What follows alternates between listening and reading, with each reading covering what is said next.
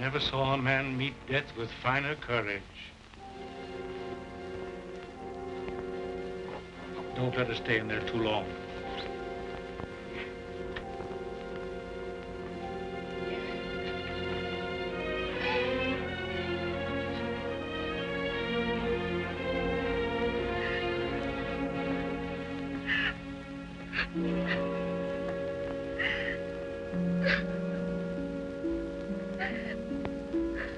Dearest,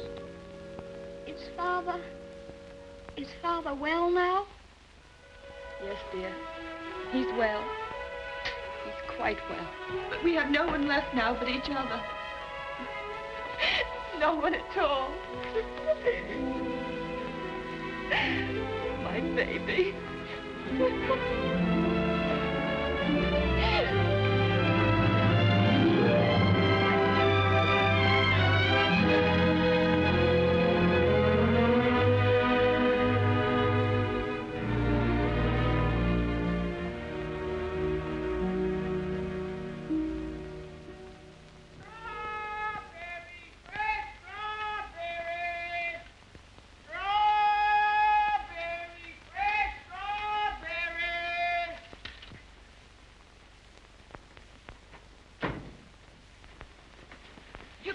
Mary, won't he? Ach, the darling.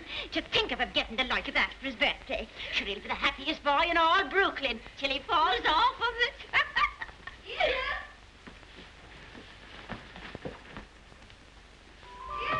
All right, Ceddie. Oh, dearest. Look. Mary's brother, Michael, has made it for me. And Mary's given me this book. It's The Adventures of Robin Hood and His Merry Men. Listen. Back, varlets, touch maid Marian at your peril. However many you be, I defy you all. See, dearest, you're maid Marian, and I'm Robin Hood. They crowd around you. I'll never leave your side, however many there are. Oh. Now, dearest, you cry out, help me, Robin Hood. Help me, Robin Hood. Help. Varlets, no, I've got... Oh. Help. There. Oh. Isn't that... You like it? Oh, my... Of all the events in my life, this is the most magnificent. Do you really like it, darling? It's what you wanted? It's exactly what I wanted. Oh, I do hope it is. Only you will be careful, won't you, and not let it run away with you or anything. I suppose I'm about the safest bicycle rider in the whole of Brooklyn. Do you mind that now, huh? No? Can I ride it now, dearest? Can I go now? Oh. I can't wait 1 minute. Mr. Hobbs has to see it, and Dick. Can I go now, dearest? At once? Yes, dear, only do be careful.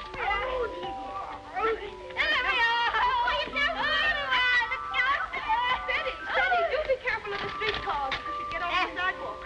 Wait a minute. Yes. Goodbye, dear. Goodbye. Oh, be careful, love, be careful, love, be careful. Be careful, love, be careful. Be careful. Good morning, Mrs. McGilligaddy.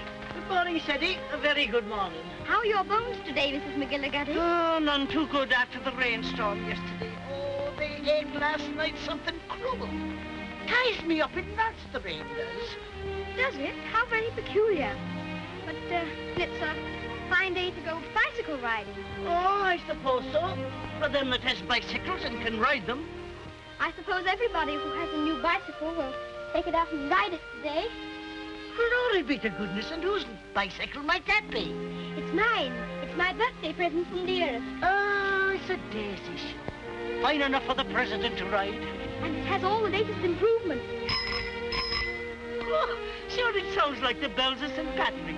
Sure, it's the luckiest boy in the world, John. Well, I'll have to be going. Oh, I nearly forgot. Please choose my apple now, Mrs. McGillicuddy. But would you mind keeping it for me until I get back? Sure.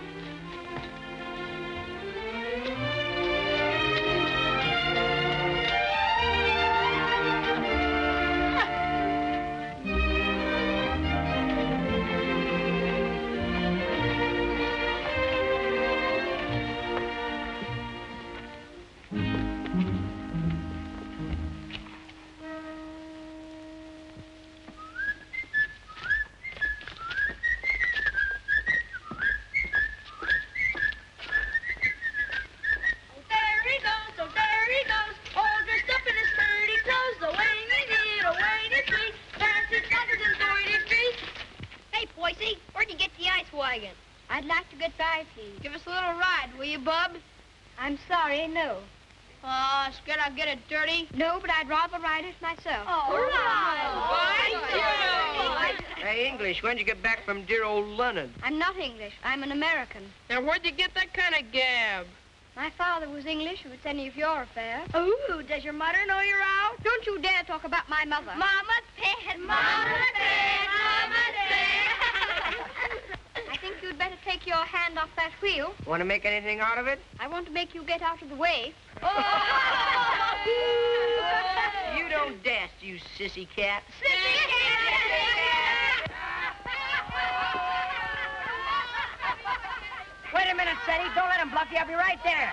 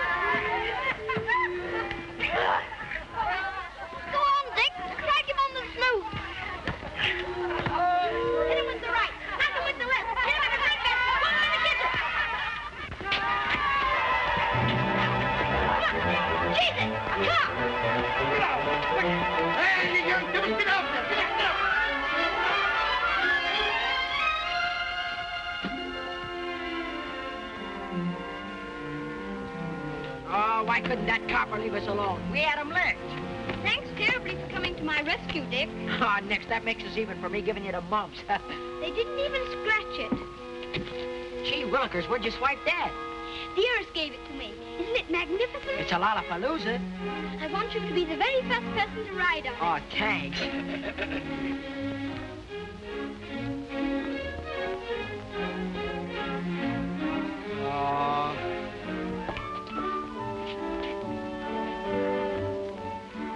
Thank you very much for your assistance, Mr. O'Brien. It's a pleasure, Ceddie, my lad. Of course, I think we might have won anyway. Sure, and don't I know it? But I had to keep you from committing murder. I tell you what, Dick, I'll just go once around the block, and then you can ride it down to Mr. Hobbs' store. Make it later, because right away I got to go see my brother Ben off. He's going out west. Who is he? Where? Texas? No, Chicago. Oh, that would be splendid, riding Mustangs and shooting bears. There's my brother Ben now. Come on, Dick, I've got to leave. Well, come on down to Mr. Hobbs' store as quickly as you can.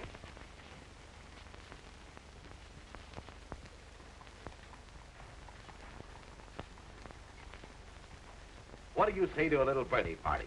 Ginger pop and cookies and some candy. That would be perfect, Mr. Hobbs. Only, Only? well, Dick's coming very soon.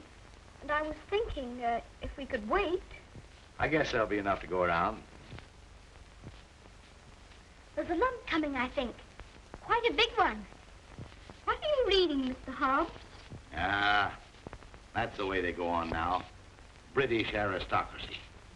I've got no use for them.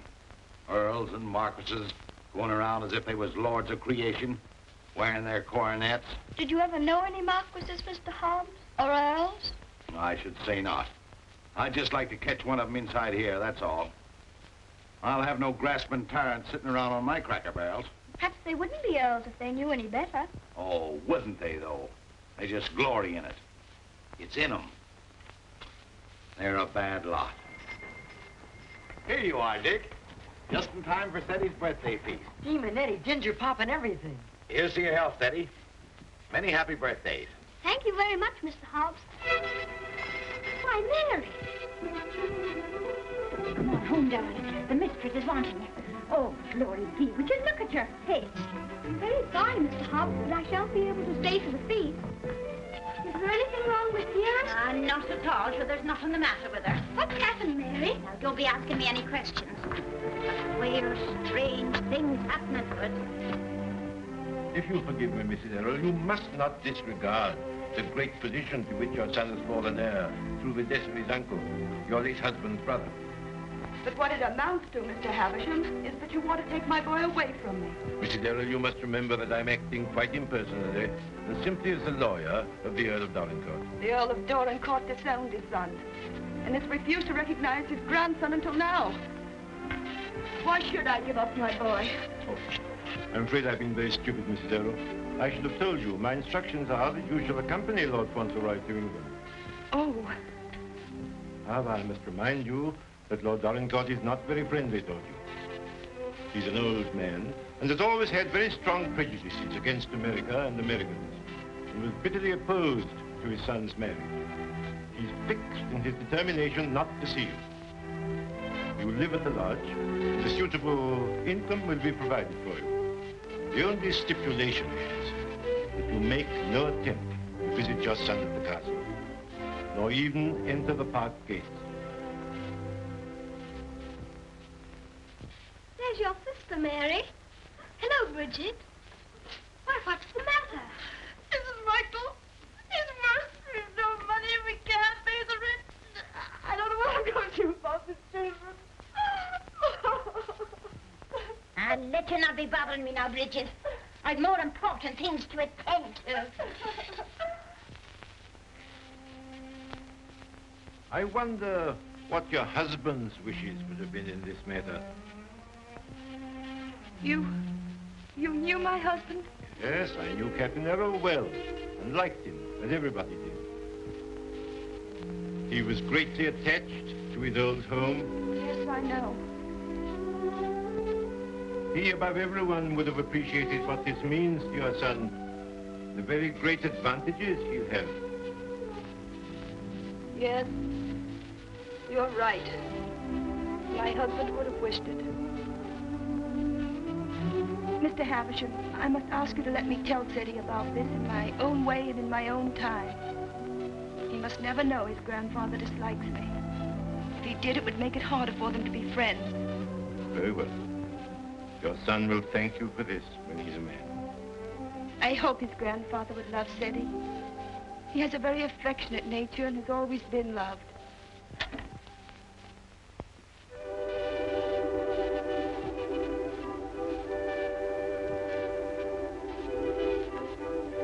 This is Mr. Havisham, dear, whom your grandfather has sent to see us, all the way from England. How do you do, sir?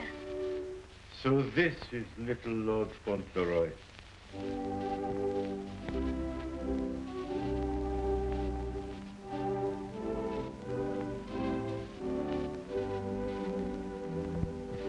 You see, dear, your grandfather has no more children now, and he's very lonely. So he wants us to go and live with him in England.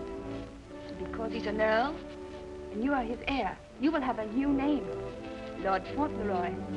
And someday you will be the Earl of Dorincourt. Oh, dearest, do I have to be an earl? None of the boys are earls. Can't I not be one? I'm afraid it can't be helped, dear. Just think, dear, soon we'll be starting for England. Do we have to go to England, dearest? I'd much rather not. Oh, what will Mr. Hobbs say?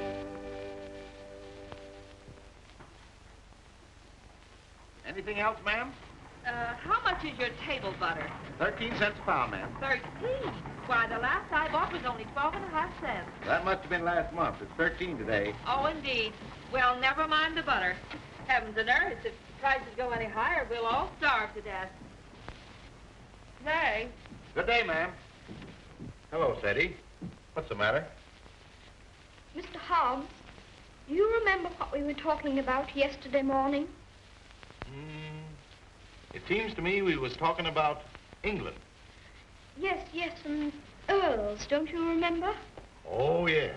We did touch 'em up a little. That's all. You said you wouldn't have them sitting around on your cracker barrels. So I did.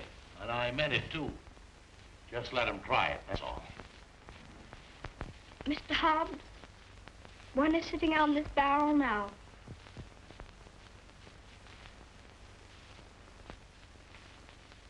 What? Yes, I am one. Or I'm going to be. I won't deceive you, Mr. Hobbs. It's the heat.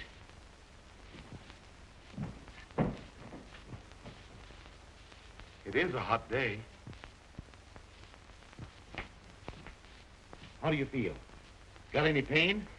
Thank you, I'm all right. I'm sorry to say it's true, Mr. Hobbs.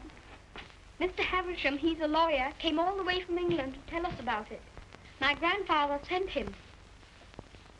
Who is your grandfather? I couldn't very easily remember it, so I wrote it down. John Arthur Molyneux Errol, Earl of Dorincourt. That's his name, and he lives in a castle. 2 or 3 castles, I think.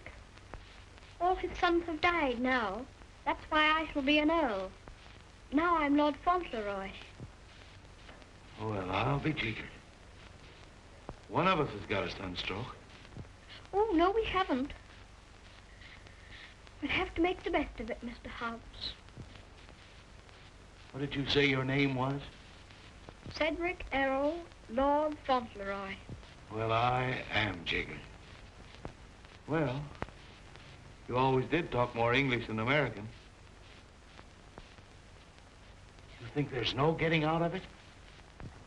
I'm afraid not, Mr. Hobbs. Dearest says that Father would wish me to do it. But if I have to be an earl, I can try to be a good one. I'm not going to be a tyrant, Mr. Hobbs. And if there's ever to be another war with America, I shall try and stop it.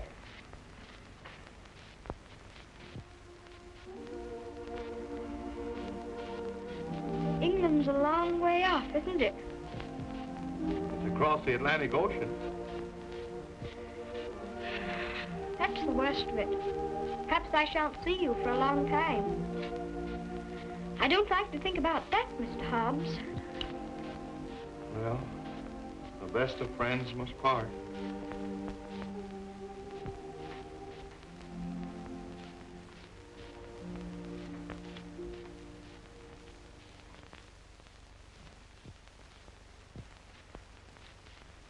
I'm afraid, Mr. Havisham, our American food must seem very strange to you. A little, ma'am. I find that muffins are biscuits and biscuits are cookies. But the cooking's excellent. And after all, it's the company that makes a meal exquisite, not the food. Thank you, Mr. Havisham. When you're an earl, you'll give splendid dinners in one of the most beautiful castles in England. Do you know, I'm not sure I know exactly what an earl is. And I think if anybody's going to be one, he ought to know, don't you? Would you mind explaining it to me? Well, someone is made an earl generally because he's done some service to his sovereign or some great deed. Oh, that's like the president. Oh, is it? Is that why your presidents are elected? Yes, sir. When a man is very good and knows a great deal, he's elected president. Then they have torchlight processions, and bands, and everybody makes speeches. I used to think perhaps I might like to be president, but I never thought of being an earl. No, being an earl is rather different from being a president. An earl is generally of very ancient lineage. What's that? Very old family. Extremely old. Oh, that's like the apple woman. 100, I should think. She's of such ancient lineage, it'll surprise you how she can stand up. And the rain makes it worse. The first Earl of Dorincourt was created an earl hundreds of years ago.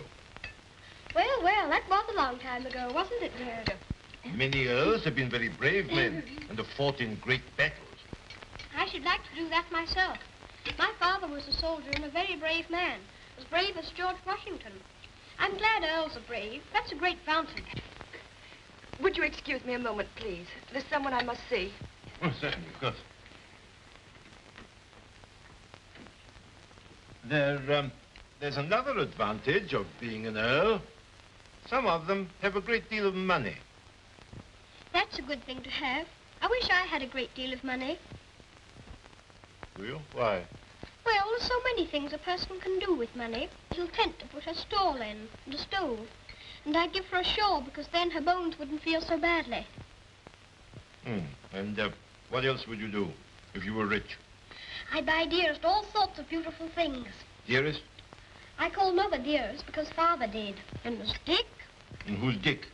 Dick's the bootblack. I buy him some new cloths and brushes and a new sign and start him out fair. He says that's all he wants, is to start out fair. Is there anything else?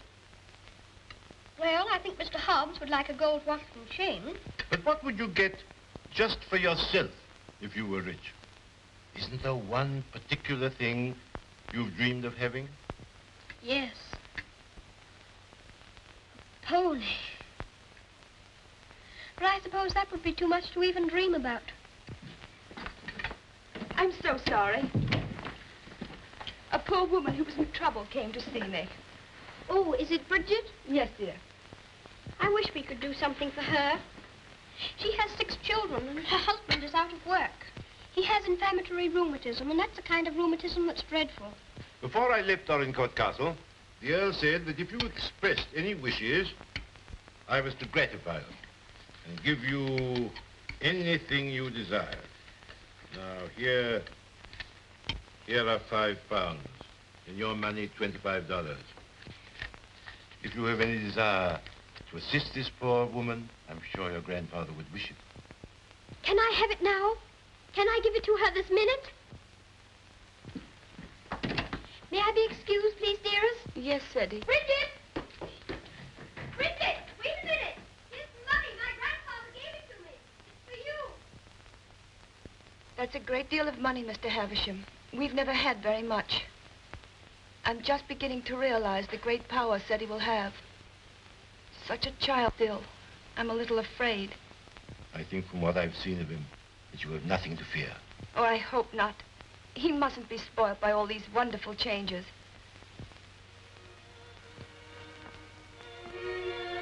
She cried. She said she was crying for joy. I never saw anyone cry for joy before. My grandfather must be a very good man. It's more agreeable being an Earl than I thought it was going to be. In fact, I'm almost quite glad I'm going to be one.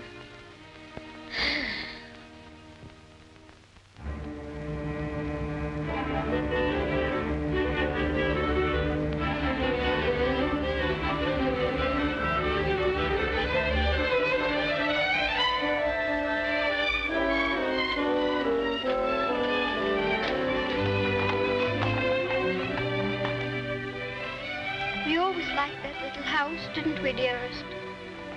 We always will like it.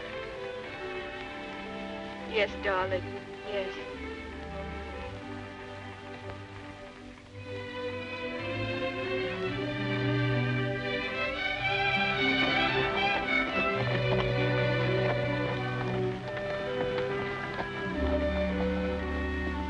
I've come to say goodbye. I have to go to England to be a lord, and I shouldn't like to have your bones on my mind every time it rains. Oh, bless your dear little heart with all your kindness to me. My bones is as quiet as anything. Can I give you a kiss for luck? Of course.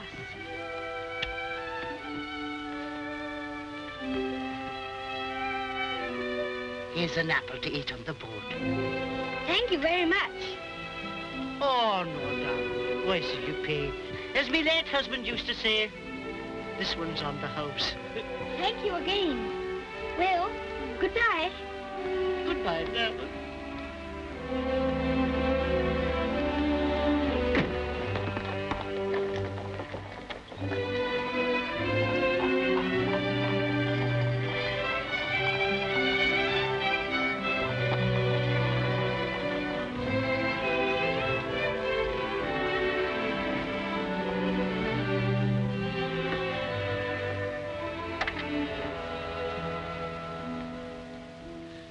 Well, Well,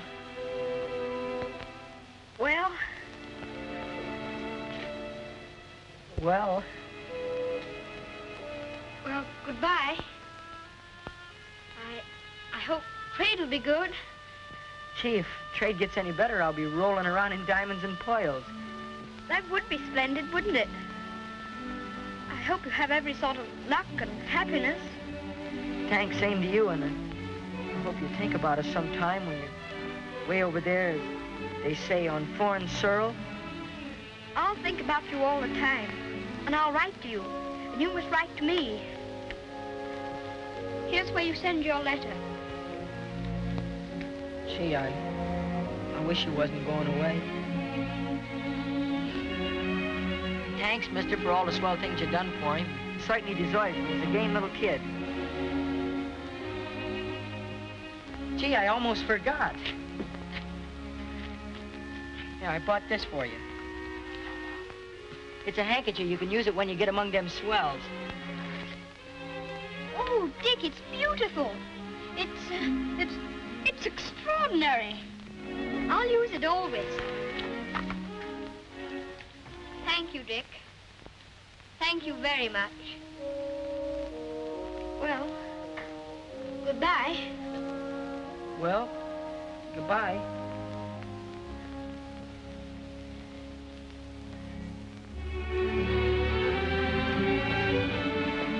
Would you mind very much not going in with me? I think this time I'd better be alone. Certainly, I quite understand.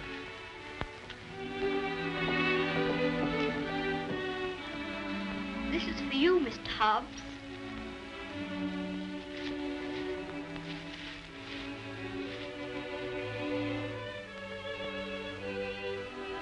It'll look fine when you're smoking it. Why, Ceddie, that's just what I wanted for a long time. This is my real present, Mr. Hobbs.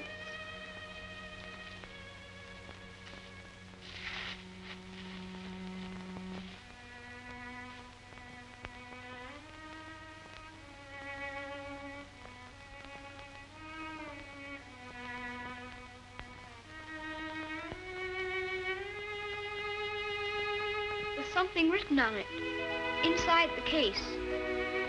I told the man what to say. You read it.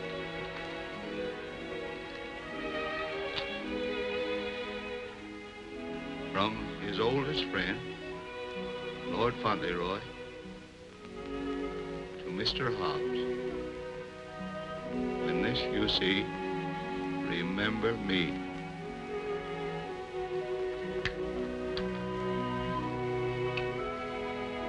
When this you see, remember me. I don't want you to forget me. Oh, I won't forget you. Don't you go and forget me when you go over there amongst those British aristocracy. I shouldn't forget you, whoever I was among. I hope you'll come to see me.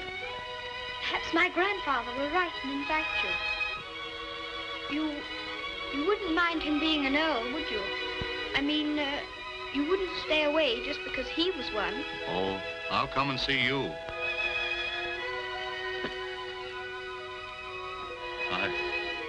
I won't be able to help myself.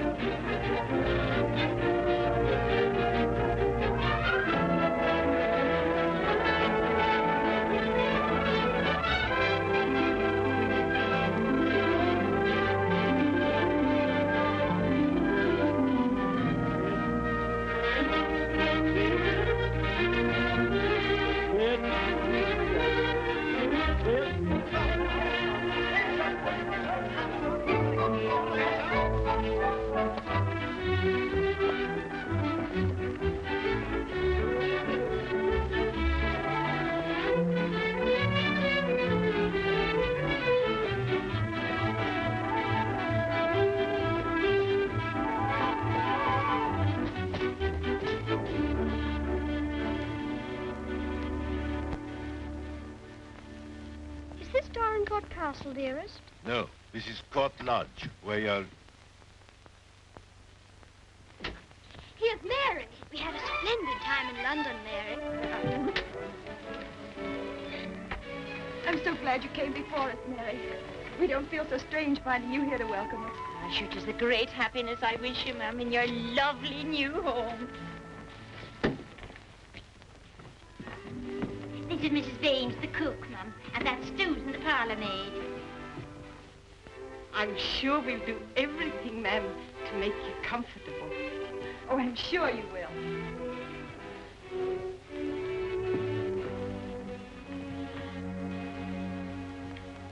I must say goodbye.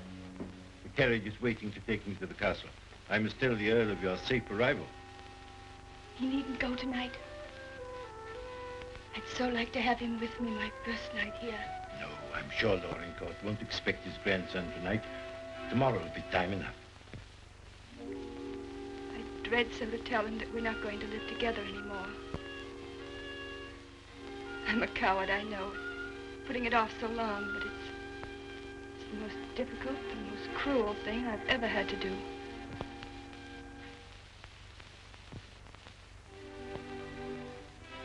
I wish you'd tell his lordship, please, that I'd rather not have the money. You mean the income he wishes to settle on? I have a little money of my own. It's quite enough to live simply on. I must accept the house, of course, because that makes it possible for me to be near Ceddie. I'm grateful to him for that, but... He'll be very angry. He won't understand it at all. I think he will understand. He must understand that I can't accept money from a man who hates me so much that he's separating me from my boy. I'll deliver your message.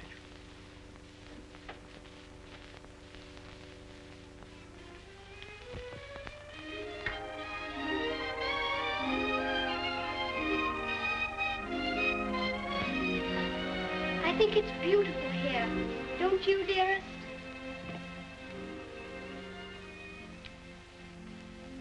Ceddie, darling, there's something I must tell you. You're not going to understand it, I know.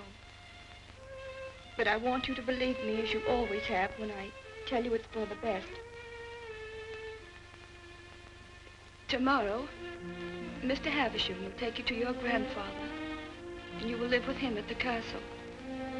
But I shall not go with you. This pretty house will be my home, and Mary will be here to look after me. But, dearest, you don't mean... You can't mean that we're not going to be together, just as we've always been. Oh, no, I can't. I couldn't. I won't. I won't.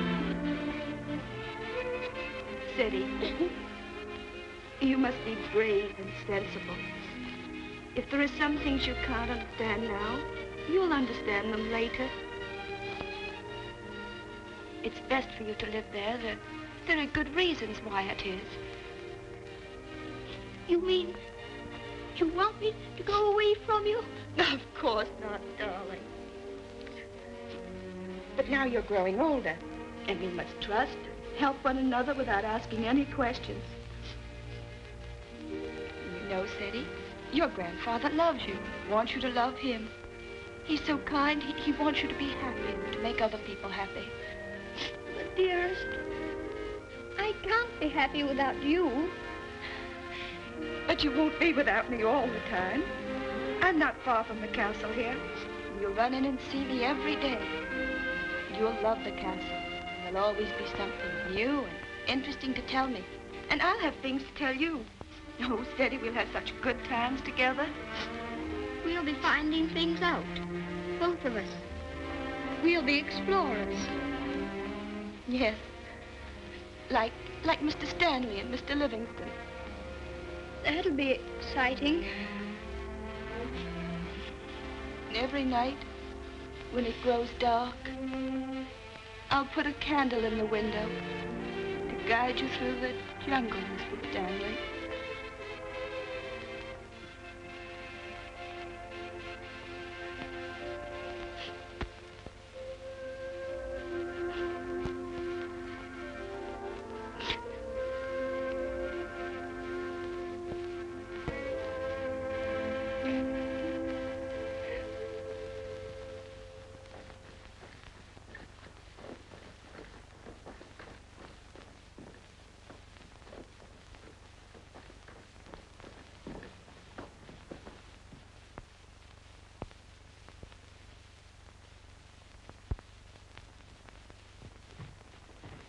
Ah, Newick, how's his lordship? Oh, he's in a rare mood this evening, he is.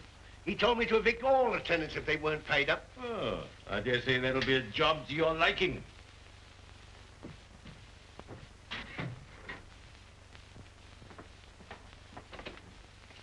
Oh, sir.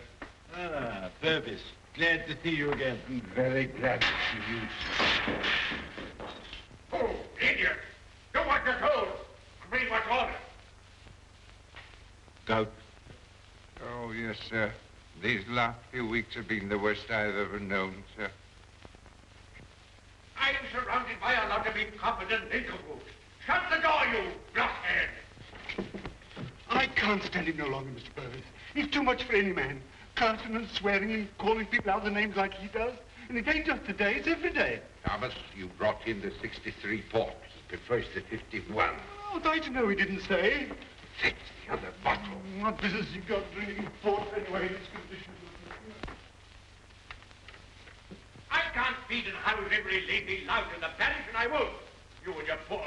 I've had enough of them. But, my lord. Mr. Mordaunt is with him, sir. I said all I had to say, and now I say good night. Good day, my lord. Good day. beg your How'd you do, Mr. Havisham? Mr. Mordaunt. Mr. Havisham, my lord.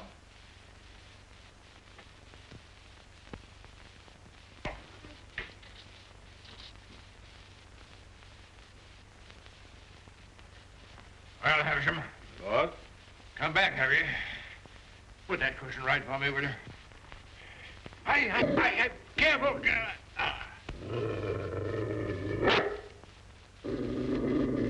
What's full of hot needles? Well, what have you got to tell me? Lord Fauntleroy and his mother are at Court Lodge. They bore the voyage excellently and in good health. Ah. What else? His lordship remains with his mother. I'll bring him to the castle tomorrow. Oh, go on. Tell me everything. What sort of a lad is he? Never mind about the mother. What sort of a lad is he, I say? It's rather difficult to judge the character of a child of 9. A fool, huh? Clumsy cub. I don't know much about children, but I thought him rather a fine lad. Healthy, well grown, eh?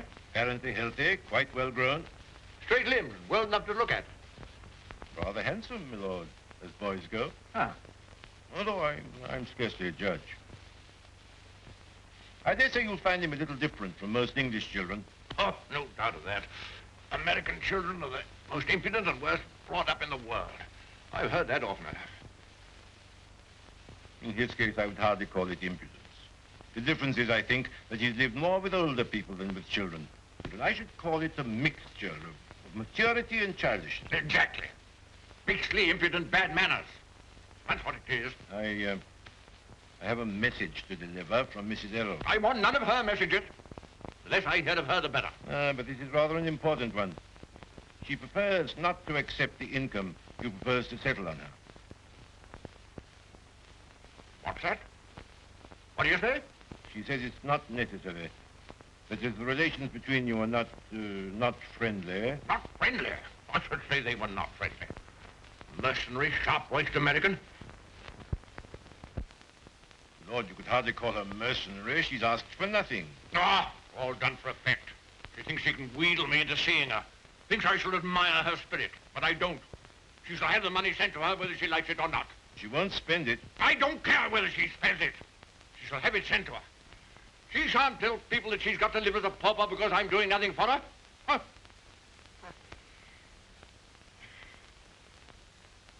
I suppose she's poisoning the boy's mind against me, too. No.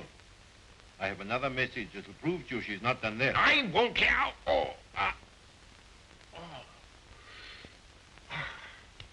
She asks you not to let Lord Fauntleroy hear anything that might lead him to understand that you're separating him from her because of your prejudice against her. She says he wouldn't comprehend it. That it might make him fear you in some measure, or at least cause him to feel less affection for you. She wants there to be no shadow on your first meeting. Come now, Havisham, come now. You don't mean the mother hasn't told him? Not a word, my lord. Nothing has been said to the boy to give him the slightest doubt of your perfection. He's prepared to believe you the most amiable and affectionate of grandparents. In fact, he already regards you as a wonder of generosity.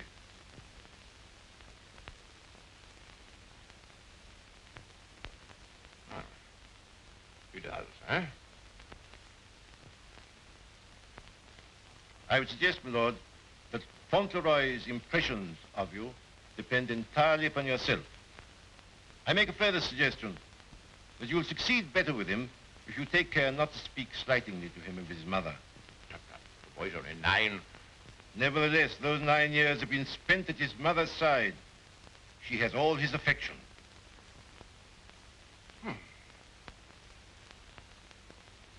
he thinks me generous, eh?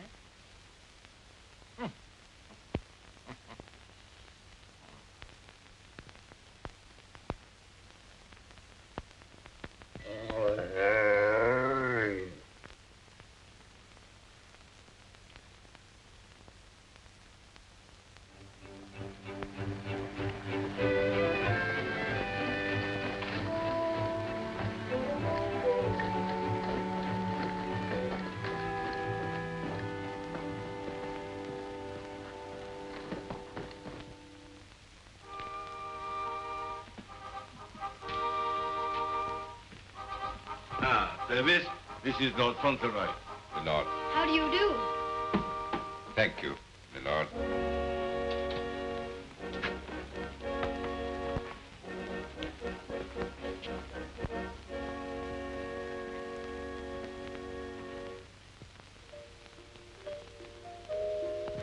My lord.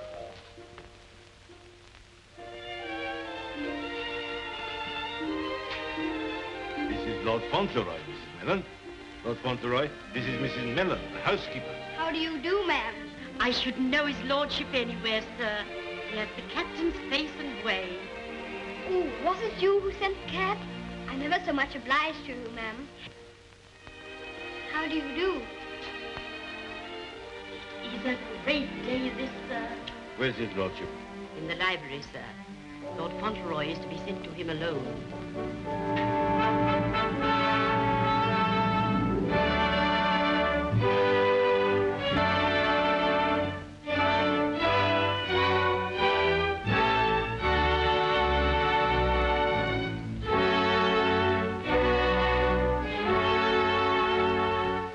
Lord Fauntleroy, my lord.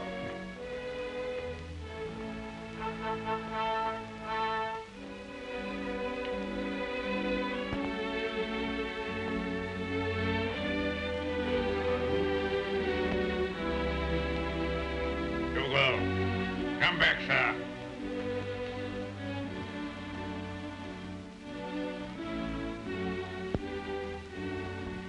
How do you do, sir?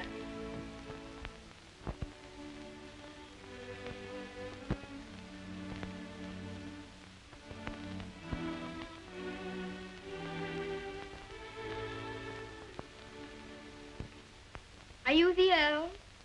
I'm your grandson that Mr. Havisham brought. I'm Lord Fauntleroy.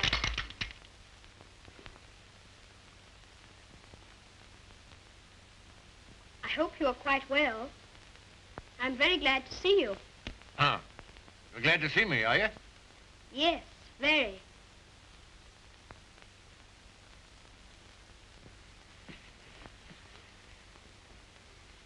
I kept wondering what you would look like if you'd be anything like my father.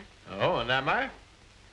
Well, I don't think you are, very. You're disappointed, I suppose. Oh, no. Of course you would enjoy the way your grandfather looked, even as kind to him as you've been. Oh, so I've been kind to you, have I? Yes. I'm ever so much obliged to you about Bridget and the apple woman and Dick. Bridget, Dick, apple woman? They were particular friends of mine. You know, they were the ones you gave me all that money for. The money you told Mr. Havisham to give me if I wanted it. Oh, the money you were to spend as you liked, eh?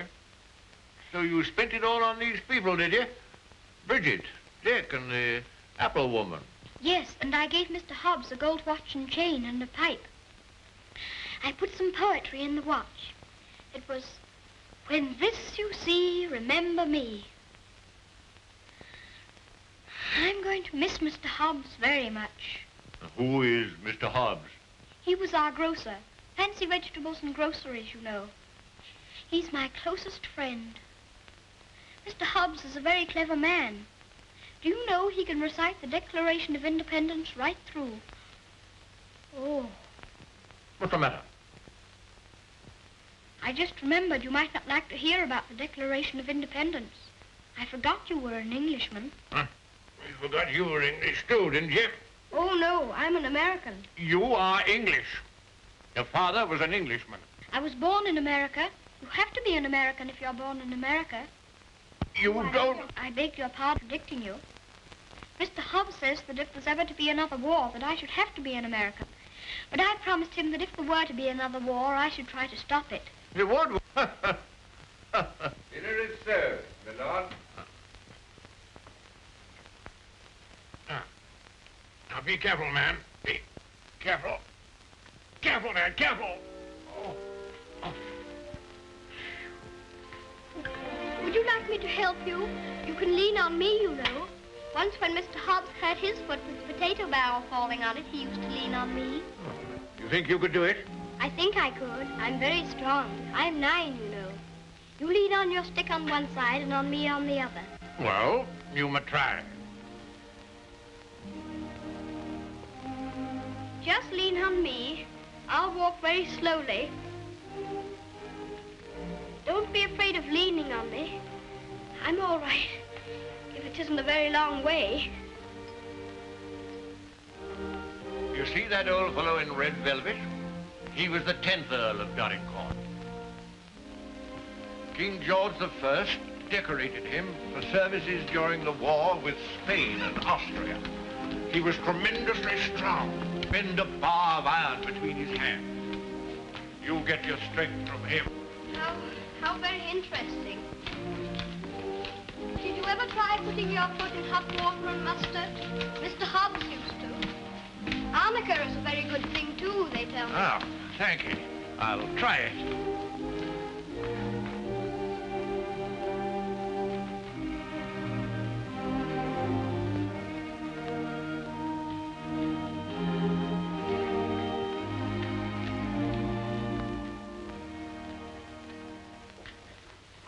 It is warm, isn't it? A person can't help getting warm in the summertime. Great heaven! What's that? It's a present from Dick. Isn't it beautiful? When this I see, I shall always remember Dick. Yes, I should think you would. It'd be difficult to forget him. Dick's a professional bootblack. You'd like him. He's so square. Square? He wouldn't cheat anyone or hit a boy under his size. Huh? Very praiseworthy. Thank you.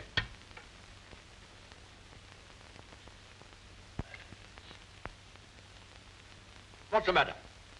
Don't you like your soup? Oh, yes. I was just wondering. Wondering? Wondering what? You don't wear your coronet all the time, then? No. It doesn't become me. Mr. Hobbs said you wore it all the time. But after he thought it over, he said he thought you must take it off sometimes to put your hat on.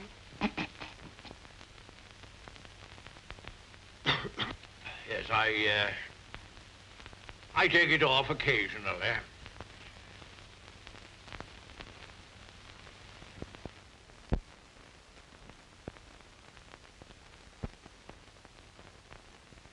You must be very proud of your house. I never saw anything so beautiful. But it's a very big house for just 2 people to live in, isn't it? Oh? You think it's too large? Well, I was only thinking that if 2 people lived in it who were not very good companions, they might get a little lonely sometimes. Thank you. Do you think I shall make a good companion? Yes, I think you will. I think you should be almost as interesting as Mr. Hobbs. Huh. Mr. Hobbs and I were very great friends. He was the best friend I had, except...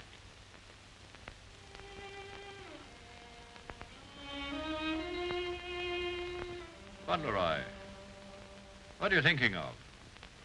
I was thinking of Dearest. Who is Dearest? She is my mother.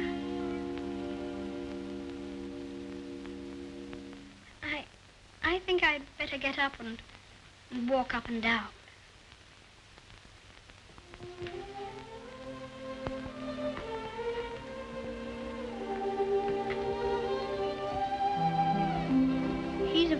I starved.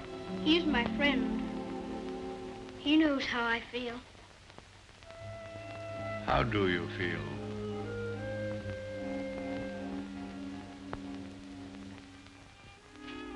Come here.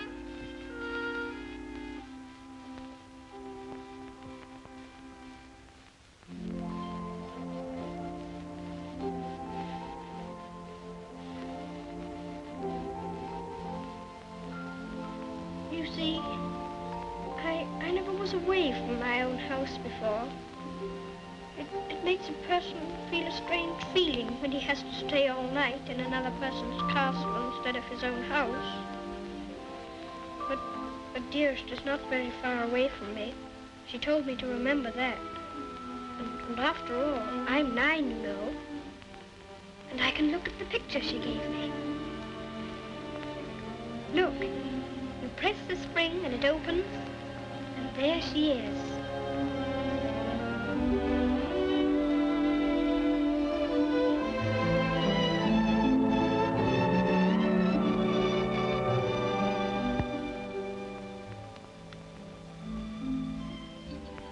I suppose you think you're very fond of her.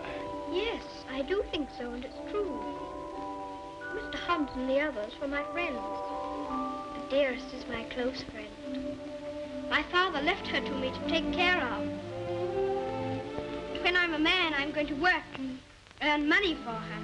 Oh, what do you think of doing? Well, I did think of going into business with Mr. Hobbs. But I should like to be president. We'll send you to the House of Lords instead. Well, if I couldn't be president, and if that's a good business, I shouldn't mind. The grocery business is dull sometimes. Yes, there's the House of Lords. But it's the business that every Earl of Dorincourt goes into. I shall have to talk to Dearest about it.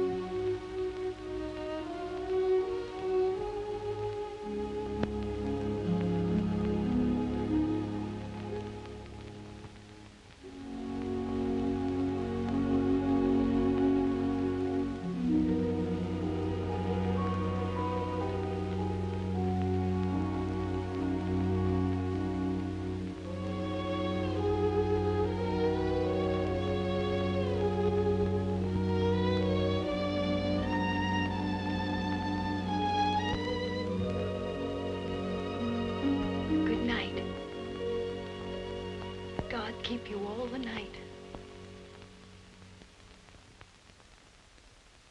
Morning, Thomas. Good morning, sir. His lordship? In the library, sir.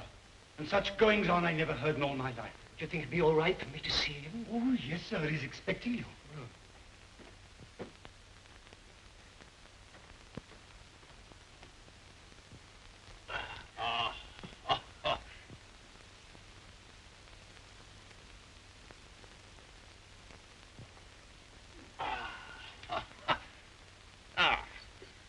Morning, Mordaunt.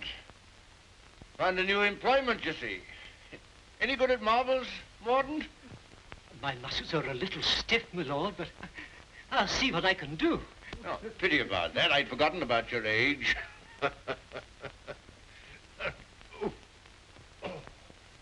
This is the new Lord Fauntleroy. Fauntleroy, this is Mr. Mordaunt, rector of the parish. I'm very glad to make your acquaintance, sir. I'm delighted to make your acquaintance, Lord Fauntleroy. Well, what is it this morning, Mordaunt? Who's in trouble now? It's one of your tenants, my lord. Higgins of Edge Farm. York has told him that if he doesn't pay the rent, he must leave the place. He's a bad tenant. Always behind, York tells me. He's devoted to his wife and children. If the farm is taken from him, they may literally starve. That's like Michael. Huh? I forgot we had a philanthropist here. Come here. What would you do in this case? Well, if I were very rich, I should let him stay and give him things for his children. Nonsense. You're Lord Fauntleroy. Time you learn to deal with these situations. You can write, can't you? Yes, but not very well. Well, go over to the desk and write Newick his orders.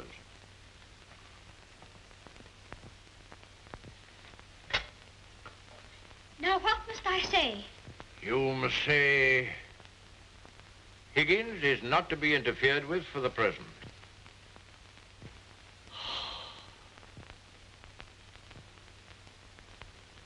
And sign it Fauntleroy.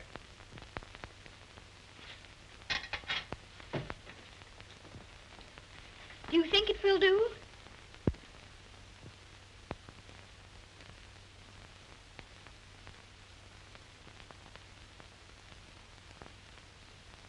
Yes. Higgins will find it entirely satisfactory. Mr. Hobbs always signed his letters that way, and I thought I'd better say please. Is that exactly the right way to spell interfered? Well, it's not exactly the way it's spelled in the dictionary, but... I was afraid of that. Yes, Higgins won't complain of the spelling. I think you must be the best person in the whole world. Don't you, Mr. Mordaunt? I shall write and tell Mr. Hobbs. Oh, what'll you tell him? I shall tell him I think you're the kindest man I ever heard of, and that you're always thinking of other people and making them happy, and that I hope when I grow up I shall be just like you. Just like me. There you are, Mordaunt. Take that with you. I will indeed. This is good news. Thank you, my lord. Oh, don't thank me. Thank Fauntleroy. Thank you. Goodbye, sir. Goodbye.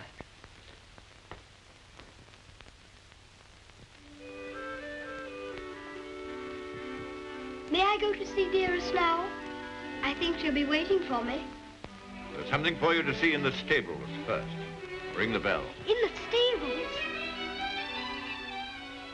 If you please, I'm very much obliged, but I think I'd better see it tomorrow. She'll be expecting me all the time. Ah, very well. We'll order the carriage. And you don't care to see what's in the stables? Oh, I do, I do. Oh, it doesn't matter. It's only a pony. Pony? Whose pony is it? Yours? Mine. Yes. Oh, I never thought I'd have a pony. I never thought that. How glad Dearest will be. You give me everything, don't you? Wouldn't you like to see it? Of course I want to see it. I want to see it so much I can hardly wait. But I'm afraid there isn't time. You must see your mother this afternoon. You can't put it off till tomorrow? Why, she's been thinking about me all the morning, and I've been thinking about her. Oh, you have you? I'll ring the bell.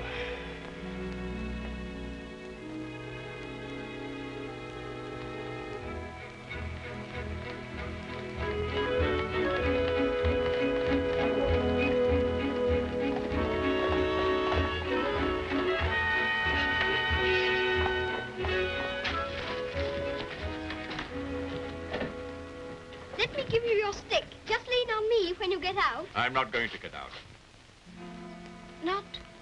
Not to see Dearest? Dearest will excuse me. Go and tell her that not even your new pony would keep you away.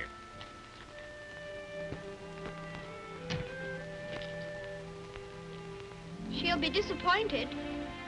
She'll want to see very much. I'm afraid not. The carriage will call for you as we come back. Drive on, Jeffries.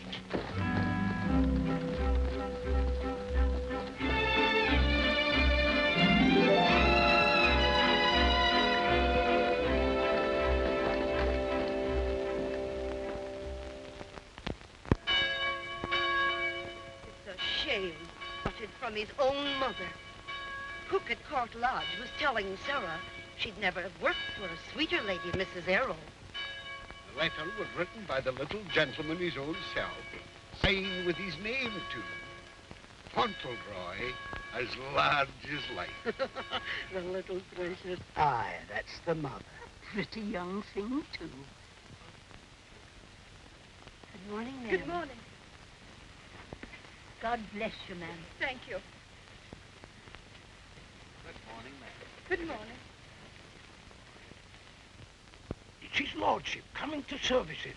That's a new notion.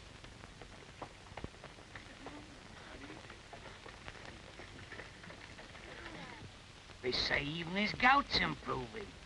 Look at the young lord. He's Captain Cedric all over again. He's the captain's salt of a life. How glad the people are to see you. Take off your hat, boy. They're bowing to you. To me? How do you do? Good morning, Lord. God bless your lordship. Long life to you. Thank you. Morning, my lord.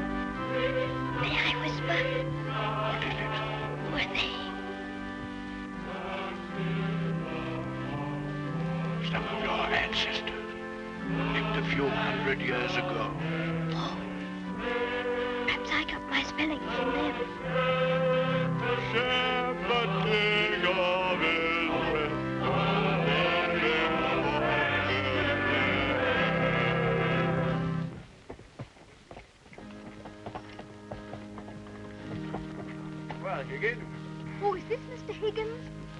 Yes, I suppose he's come to have a look at his new landlord. Yes, my lord.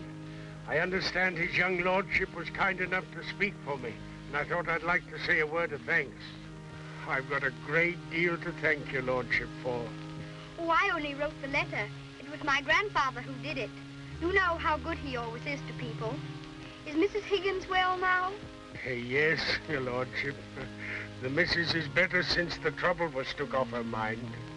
My grandfather was very sorry about your children having the scarlet fever. You see, Higgins, you people have all been mistaken about me. Lord Fauntleroy understands me. If you want a little reliable information on the subject of my character, apply to him. Get in the carriage, Fauntleroy.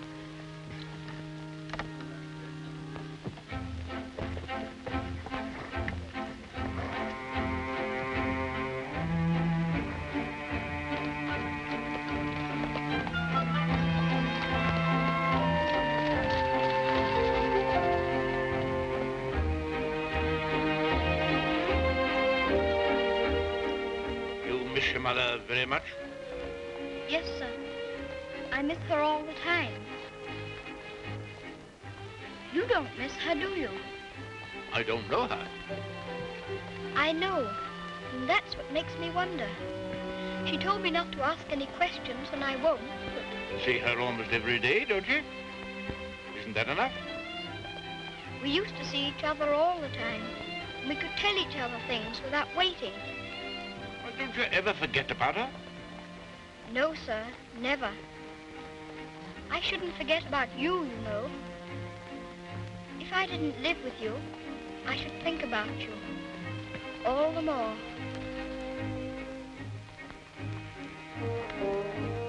On my word, I believe you would.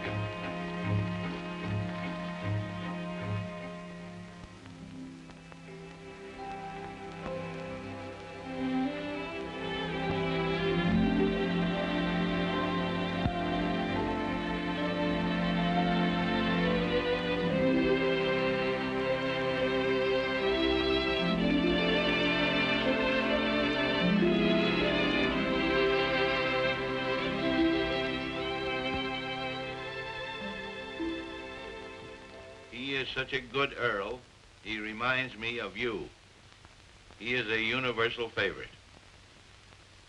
Well, reminds me of you. Think of that now. He's known this Earl only a little while, and we was lifetime acquaintances. I don't know as I want him to be reminded of me by this Earl. They've been using influence on him, I bet you. You're right. They got twisty ways, those aristocrats.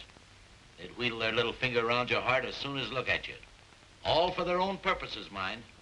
It's a pity they're making an oil out of him. Yeah. He would have been a shining light in the grocer business. A shining light. Do you know any particulars about that stuff, like castles and oils? No, not much. Except they're haughty and mean. Sure is a Jim Dandy letter he wrote. Almost as good as seeing him. Only it ain't, of course. Oh, he was a plum daisy of a kid. I bet you sometimes he wishes he was back here. I do. You lonely? Oh, not so bad. Where you living now? Oh, me and two other fellas, we got a room in a lodging house. The other two fellas, they get drunk and fighting, but it's cheap. Oh, that's no sort of a place for a lad like you to be living. Now, look here. I got a clean, dry loft over my stable, and there's an old bed you can have. Why don't you come here and stay? Won't cost you a cent. Gee, do you mean that, Mr. Hobbs? Well, certainly I do. Yahoo! Gee, Mr. Hobbs, talking about oils, you ain't no oil, you're a prince. Oh, sure.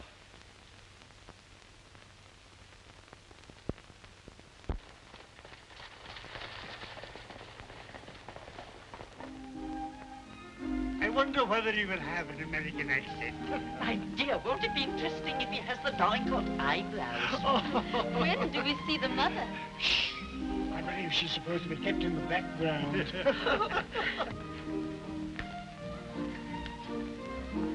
Well, Molyneux, is this the boy?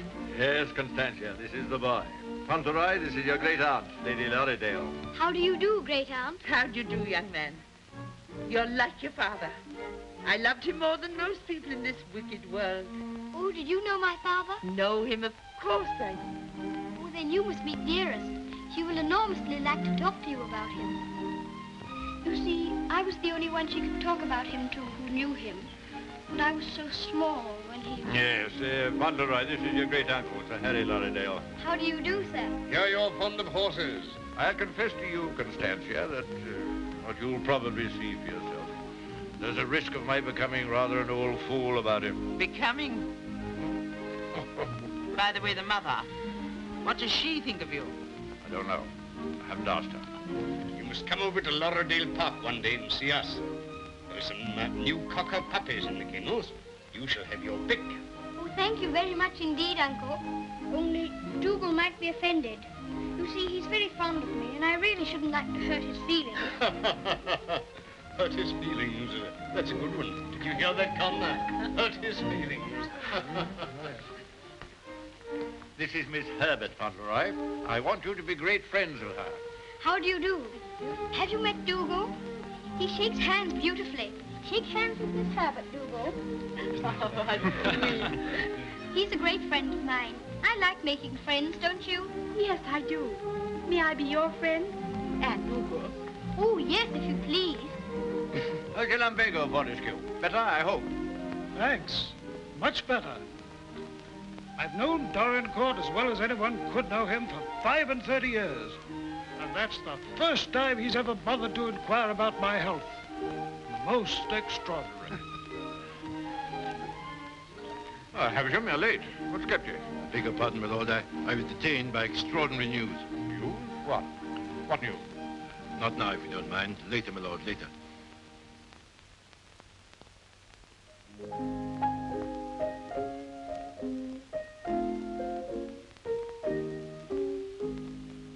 The young May moon is beaming, love.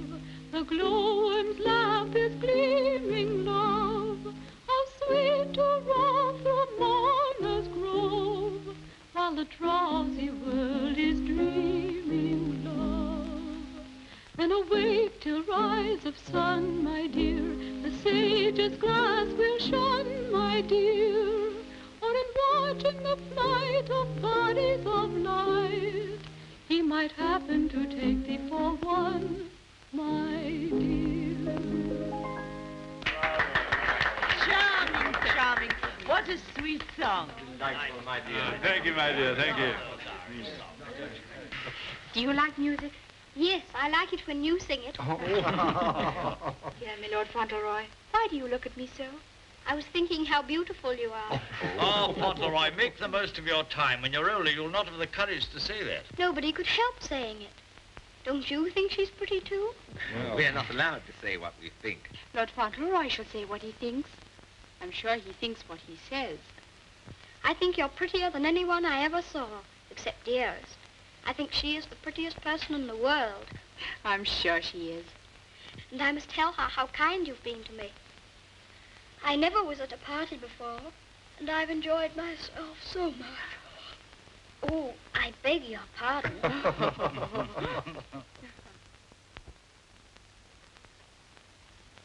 Good night, little Lord Fauntleroy. Keep well. Thank you very much.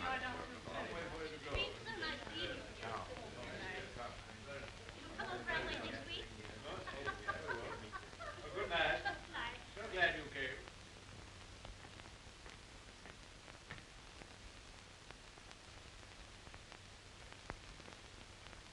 Well, Havisham, what the world's the matter? Something serious must have happened to make you behave like this. What is it? It's bad news. The very worst of news, my lord. I'm sorry I have to be the bearer of it. Why do you look at the boy so? You hang over him like a bird of ill omen. Has it anything to do with Fauntleroy? My lord, I waste no words. My news has everything to do with him. If we're to believe it, it's not Lord Fauntleroy who lies asleep before us, but only the son of Captain Errol. The present Lord Fauntleroy is the son of your boy Bevis, and at this moment is in a lodging house in London. What do you mean? You're mad. It's a lie. An abominable lie. If it's a lie, it's painfully like the truth. A woman came to my chambers this morning and told me that she married your son Bevis in London 11 years ago. She showed me the marriage certificate. The child was born shortly after Bevis deserted her and was taken by her to America. Oh, the woman's obviously an imposter. It's a trumped-up fraud. I'm afraid not, my lord. I saw the boy's birth certificate. She's, I'm afraid, a very ignorant person. But she's consulted a lawyer who advises her that her son is, of course, Lord Fauntleroy and the rightful heir. She demands that his claim be immediately acknowledged. I'll protest this to the last. I'll disown Bevis's boy. I'll have nothing to do with him or his mother. You can't disown him, my lord. Nothing we can do can keep the eldest son's child from his inheritance.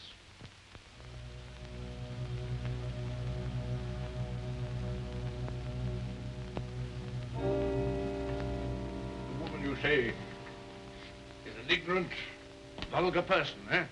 She can hardly spell her own name. She's obviously uneducated and openly mercenary. And I objected to his mother. I suppose it's retribution. If anyone had ever told me I could be fond of a child, I wouldn't have believed them. I always detested children. My own more than most. But I'm fond of him. Oddly enough, he's fond of me. You know, Havisham, I'm not popular. I never was. But he's fond of me. Never was afraid of me.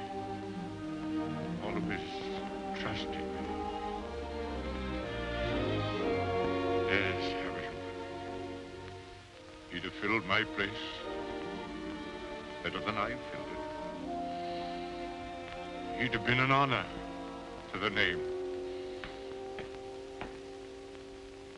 You rang, my lord? Take Lord Fauntleroy to his room.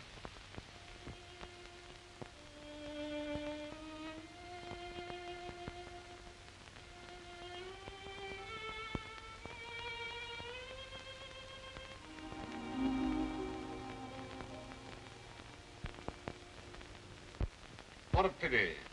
The boy's a thoroughbred if ever there was one. I suppose you may say it's a judgment on Molyneux. But that boy, the first human being he ever loved. Will Molyneux take the case to the courts, do you think? Can't tell, he's obstinate enough. Courts of the devil. You go in with your best suit, buckles on your shoes, and come out as nature made you. Bless my soul, Constantia. Whoever would have dreamed that I'd have felt sorry for the old boy? I wouldn't have minded our having a boy like that, Harry. Yes. Bit of luck for us, old girl, if we had. I'll tell you one thing. If his little lordship loses his title, the village loses the best friend it has. Aye, that's right. And I'll tell you another thing. It'll drive the Earl mad if this goes wrong for him.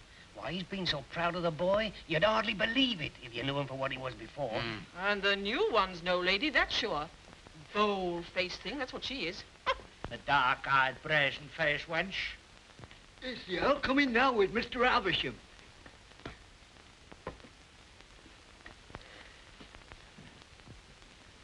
You've someone here calling herself Lady Fauntleroy. I want to see her. Aye, come the ways, my lord. This way, my lord.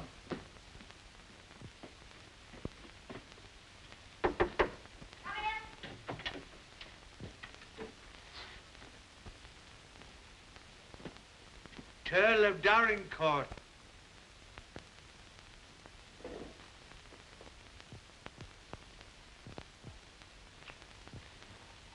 Pleased to meet you, I'm sure, my lord.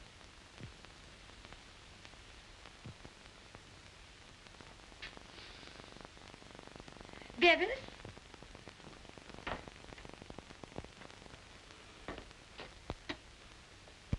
Go shake hands with your grandpa.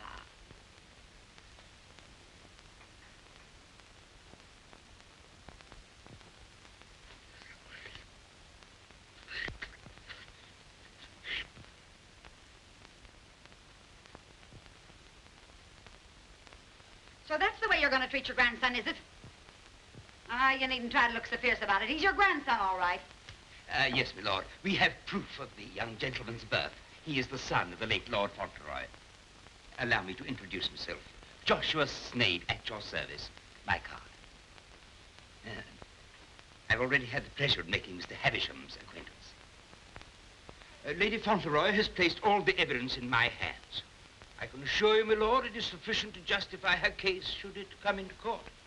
But may I suggest that we come to an arrangement and settle this matter amicably on a friendly basis? Friendly? Ha! Look at him staring at me as though I was dirt. Me, his own daughter-in-law. Oh, your son Bevis married me, all right. And a fine rotter he was. But he was the father of my boy, and I can prove it. Lady Fauntleroy, please. You may think you can fight me, but a lot of good it'll do you. They don't love you around here, and you know it. I've heard plenty about you and your dirty, snobbish pride. Plenty of pride you'll have when I'm finished with you. Unless you want to climb down off your high horse and get reasonable with your own flesh and blood. Lady Fauntleroy... You shut up. I'll stop at nothing, do you hear? I'll drag this case through every court in the land. I'll let the whole world know what you are. You and your precious son, Bevis, deserting me and his own child, a babe in arms. How I've suffered, heaven only knows. And you standing there looking at me and my boy as if we were scum. You ought to be ashamed of yourself. You say you married my eldest son. If that's proved to be true, the law's on your side. In that case, your son will be Lord Fauntleroy, and you will be provided for. But I warn you, the matter will be sifted to the very bottom. I'll only add that I want to see nothing of you or your boy as long as I live. After my death, you can, unfortunately, do as you please. Yes, you're exactly the kind of person that I should have expected my son, Bevis, to choose.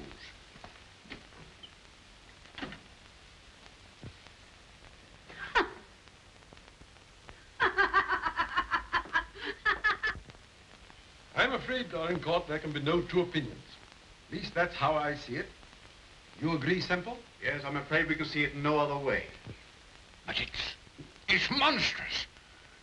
That woman, that boy, are utterly unfit. Alas, the law can take no cognizance of such things. I sympathize, Dorincourt, more than I can say. Sympathize? What's the use of that? If we take it to the courts, you think there can be only one result? I'm afraid so. The birth certificate, everything we have, point the same way. If you take it to court, you'll have the expense and the notoriety, and only, I fear, one possible result. Perhaps the boy won't turn out so badly as you fear. Perhaps you can do something with him. That boy? That oaf?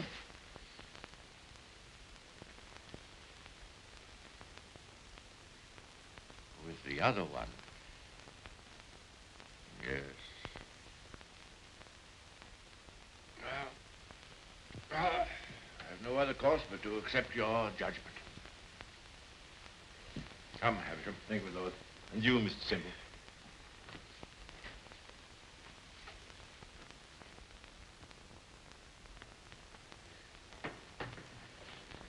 It's the Earl, ma'am. The Earl himself. Show him in.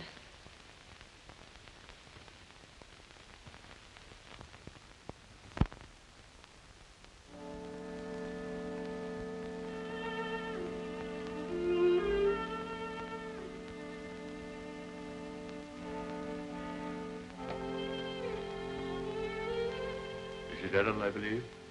Yes, I'm Mrs. Errol. I'm Lord Dorincourt. The boy is very like you. People have often said so. I'm glad to think he's like his father, too. Yes, he is. Like my son. Won't you sit down? Thank you.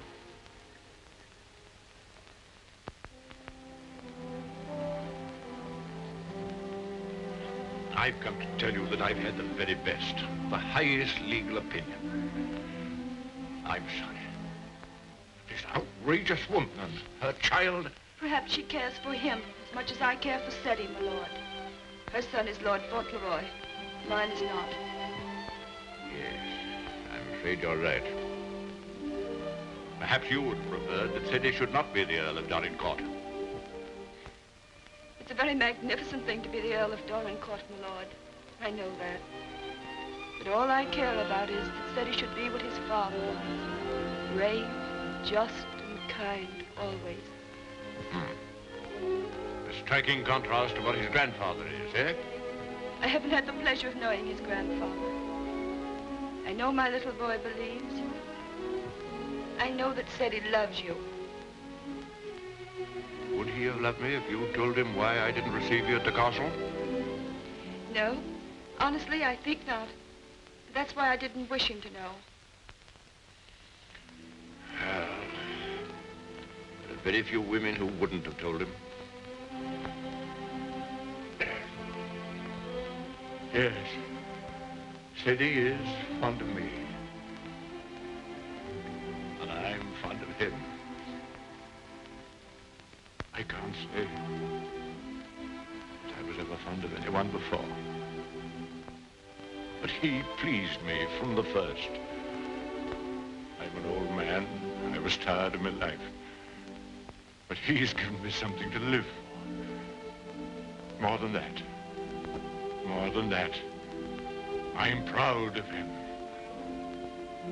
I was satisfied to think that one day he'd be taking my place as head of the family.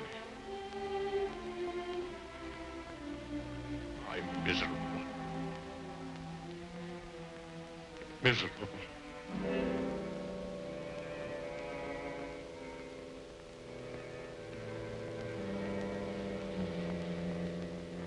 Much troubled, you must be tired.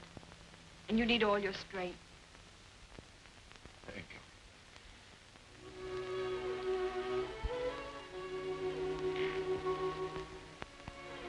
Perhaps it's because I'm miserable that I've come to you. I used to hate you. I've been jealous of you. This wretched, disgraceful business has changed all that. After seeing this repulsive woman who... Well, I felt it'd be a relief to come to you.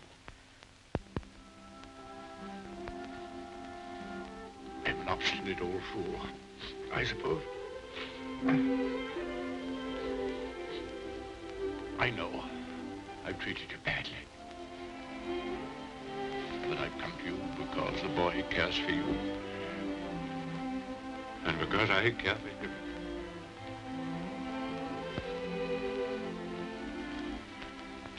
treat me as well as you can. For the boy's sake.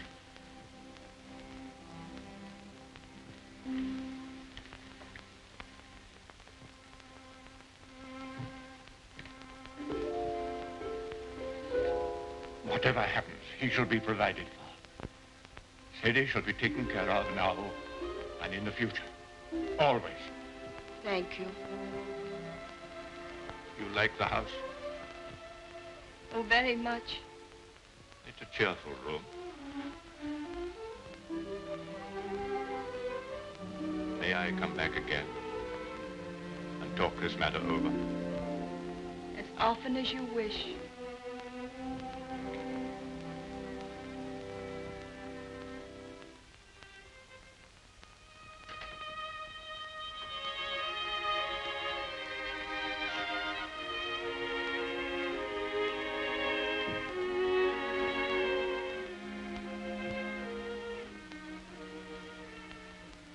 Bad news, haven't you?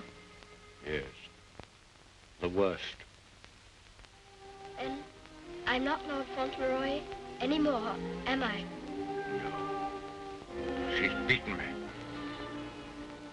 Then the other boy, he will have to be your boy now, won't he? Like I was? No. He'll have to live in the castle if he's Lord Fauntleroy, won't he? Common little brat shall never enter this place in my lifetime. I'll take care of that. Then I can still be your boy, even if I'm not going to be the Earl, just like I was before. My boy. Yes, you'll be my boy as long as I live. And by Jove, sometimes I think you're the only boy I've ever had. Then I don't care about the Earl part at all. I thought, you see, that the one that was going to be the Earl had to be your boy. That I couldn't be. I shall never take anything from you that I can hold for you. Come what may, you shall have all that I can give. All. And Dearest? Will her house be taken away from her? No. You can take nothing from her. Nothing from either of you. Come. Time you were asleep.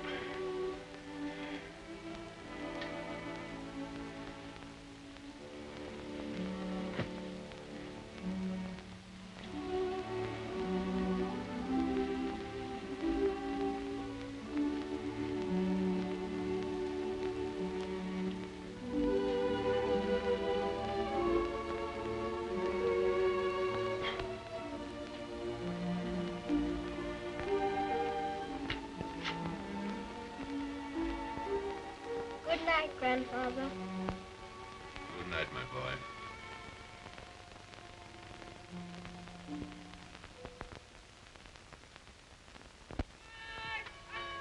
The aged Earl remains secluded in his castle and refuses to have any communication with the rightful heir. Oh, we know that stuff. They've been printing that for the past weeks. Is there anything new about Ceddie? Yes, here it says, the prospects do not look very bright for the false claimant, Cedric Errol of Brooklyn. Well, I'm jiggered. At last, they've succeeded in robbing him out of being an earl. I thought you was against oils. So I am. Ain't it just like him? Cheating the poor kid out of his rightful estates? Now, what's going to become of him? Well, I know one thing. He done everything in a well for me, and he can always come back here and have half of my shoe shining business. Well, now, I'll tell you, Dick. I'd always had it in my mind that Ceddie would come in with me someday. He'd be a shining light in the grocer business. The new Lady Fauntleroy was formerly an actress. She is said to have played in New York and London. Continued on page 5. Here's a picture of her.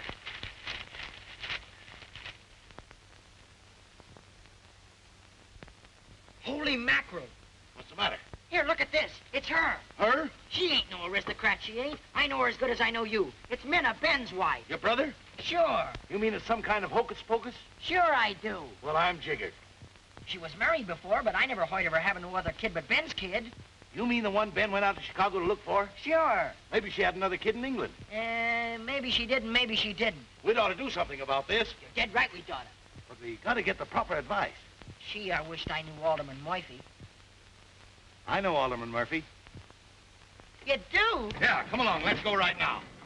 Them Earls, they've always had a spite against us Americans ever since the Revolution. What a place. What a hole.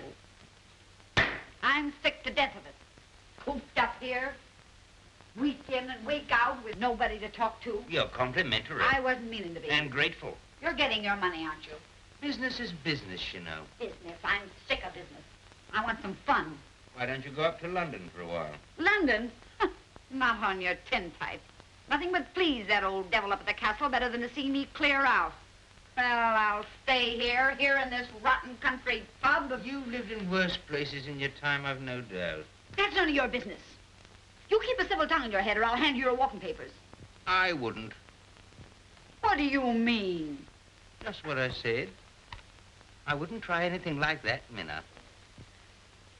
I'm Lady Fauntleroy to you. Men. Why, it's Lord Dorincourt.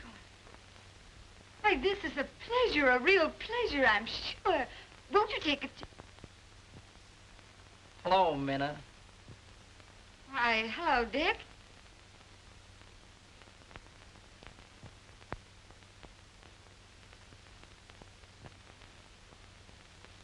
Why, Ben. What are you doing here? Where have you been all this time? You know her? Funny if he didn't, seeing as how he was my second husband. Where's the child? What child? You know what child, our boy Tom. Oh, Ben. But you know, you must have heard. Someone must have told you. Told me what? It was pneumonia. Only 3 days and he was gone. It broke my heart. I meant to write you, but I didn't know where you were. If that's true, who is this boy you've got with you? That's none of your business, Ben Tipton. Can I see him? No, you can't. Tell us, please, why Mr. Tipton should not see your boy. Oh, hello, Uncle Dick. Well, I'll be jiggered. You shut up. You're a dirty pair, you are. Coming all this way to spy on me, trying to do me hurt. I'll have the law on you for the way you're hounding me. You... Silence! Come here, Tom.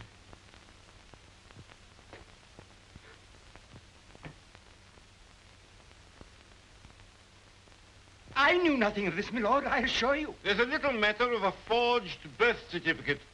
But I swear to you... Oh, never mind, Havisham. I've had enough of this. Too much. The sooner the pair of you are out of this country, the better. Come on, Havisham. You'll be sorry for this, you will. It's prosecution, that's what it is. It's robbery.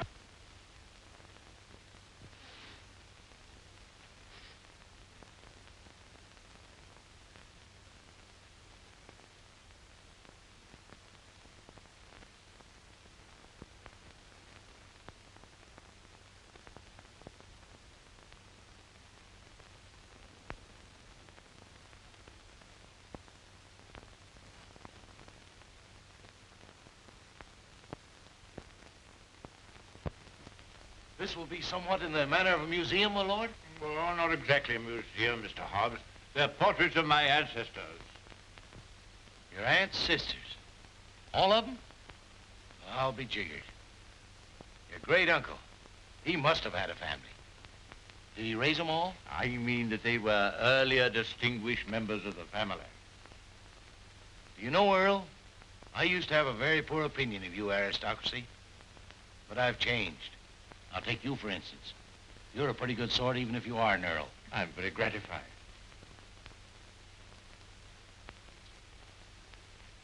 A bit gay, wasn't he? Yes, that's why I have the gout, Mr. Hobbs.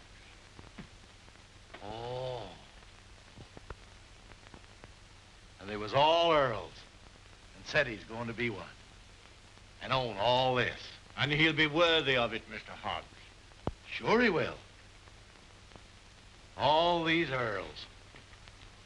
You know, I wouldn't have minded being one myself.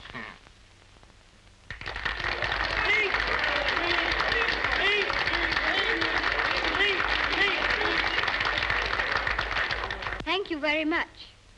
It's such a lovely day. I always like having birthdays, but never one so much as this because you're all so kind to me. My grandfather wants everybody to be happy and comfortable, and I'll want it too when I'm grown up. I think that's all because I'm not very good at making speeches, but I must say that I'm very much obliged to you for liking my birthday. Ripping little nipper. Ain't he a daisy? I'll bet you boys elect him king someday. I didn't know the little fella could talk so good. Why, he makes a better speech than Alderman Murphy. By Joe. Well, I'll be jiggered. And I've another birthday present for you. Another one besides all the things this morning? Yes, the best of them all. Oh, dearest! Oh, dearest!